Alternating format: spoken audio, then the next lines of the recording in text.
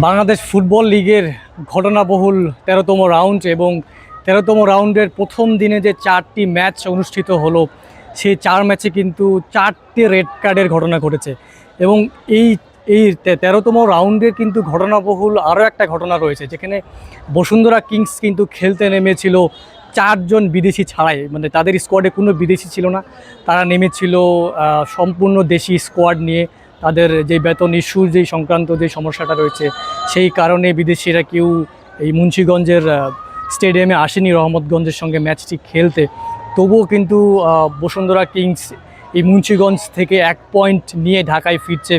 Bashundhara Kings কিন্তু এই ম্যাচে শুরু থেকেই বেশ চাপে ছিল এবং বসুন্ধরা কিংস যদিও এই ম্যাচে লিড এনে দেন শাহরিয়ার ইমন এবং তারপরে বসুন্ধরা রহমতগঞ্জ সমতায় ফেরে। কিন্তু সেকেন্ড হাফে যখন তাদের ডিফেন্সে বিশ্বনাথ ঘোষ যখন রেড কার্ড দেখেন 67 মিনিটে, তখন কিন্তু বসুন্ধরা কিংস বেশ চাপে ছিল।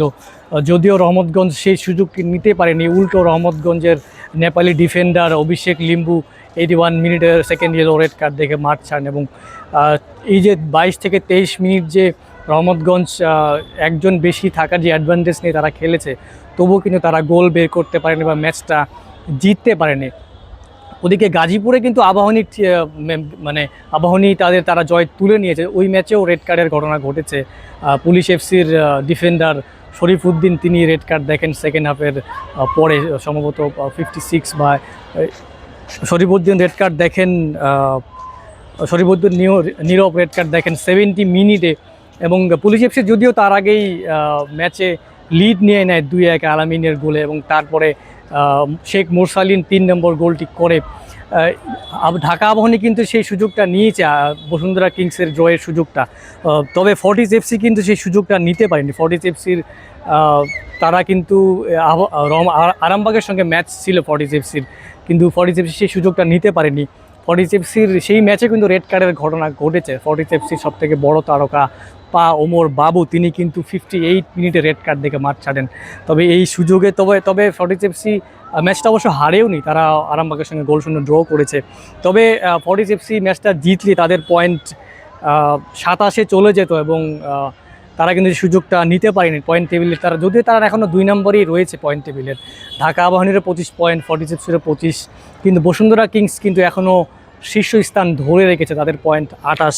13তম রাউন্ড 13টি করে ম্যাচ খেলেছে আবাহনী, বসুন্ধরা কিংস এবং ফর্টিস কিংস এখনও 28 পয়েন্ট নিয়ে শীর্ষে। আবাহনী 25 এবং ফর্টিস এফসি 25 পয়েন্ট নিয়ে তারা 2-এ। তো বসুন্ধরা কিংসের এই পয়েন্ট হারানোর সুযোগটা কিন্তু ফর্টিস এফসি নিতে পারলো না। আবাহনী নিয়ে 25 নম্বর দ্বিতীয় পয়েন্ট তালিকার 2য় নম্বরে উঠে এসেছে।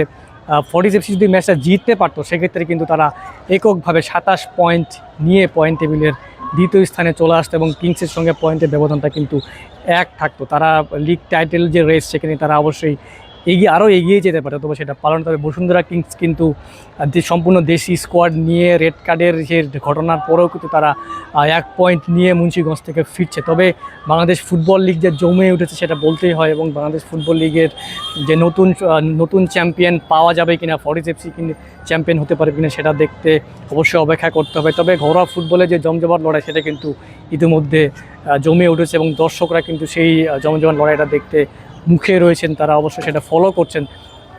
ফর্টিস এফসির যে লিগ টাইটেলের যে রেসটা, সেখানে কিন্তু তারা অবশ্যই তাদের একটা সুযোগ এখনও আছে তাদের চ্যাম্পিয়ন হওয়ার। বসুন্ধরা কিংস নানা সমস্যায় জড়িত, তাদের বেতন ইস্যুস আছে, তাদের বিদেশি প্লেয়াররাও বয়কট করেছেন। এই জিনিসগুলো ফর্টিস এফসি অবশ্যই কাজে লাগাতে হবে এবং সেই জন্য অপেক্ষা করতে হবে, তাদের নেক্সট রাউন্ডগুলোতে কিন্তু অপেক্ষা করতে হবে ফর্টিস এফসিকে।